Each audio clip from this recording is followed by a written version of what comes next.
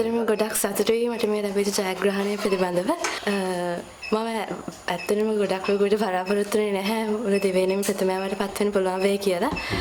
නමුත් දිවයිනේ මුල් 14 අතරට පැමිණෙන හැකියාවක් තිබෙයි කියලා මට විශ්වාසයක් තිබුණා. ඇත්තටම ලොකු සන්තෝෂයක් මේ වගේ ජයග්‍රහණයක් ලැබිච්ච එක ගැන අපේ දුවගේ. මේ ඇත්තටම යා චූටි කාලේ ඉඳලම අධ්‍යාපන කටයුතු තාම දක්ෂයි. ඉතින් අපි දැනගෙන හිටියා මේ ඉදිරියට හුඟක් මේ අධ්‍යාපන කටයුතු වලින් ජයග්‍රහණ අත් කරගන්නවා කියලා. මේ ඒකම මේ අපි ඇත්තටම දිවයිනේ පළවෙනියා වෙන්න කියලා අපි කවදාකවත් එයාට මේ කිව්වේ නැහැ. කරන දේ හොඳින් කරන්න කියලා තමයි අපි කිව්වේ. මටත් කියා ගන්න බැරි තරම් ලොකු සතුටක් දැනෙනවා.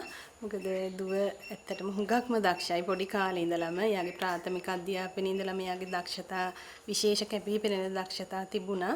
ඉතින් මම මේ වෙලාවේ ඇත්තටම විදුහලට හුඟක් ස්තුතිවන්ත වෙනවා. විශාක විද්‍යාලයේ විදුහල්පතිනිය ඇතුළු ඒ ගුරු මණ්ඩලයේ පුදුමාකාර කැපකිරීමක් කරා මගේ දියණිය ඇතුළු අනිත් දියණියන් සියලු දෙනාටම ඔවුන්ගේ එකම බලාපොරොත්තු වුණේ දියණියගේ මේ ජයග්‍රහණය.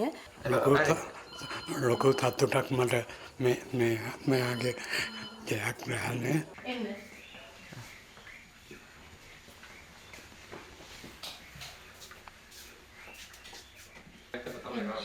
හාඩම් කරන්නේ නැතන පොත්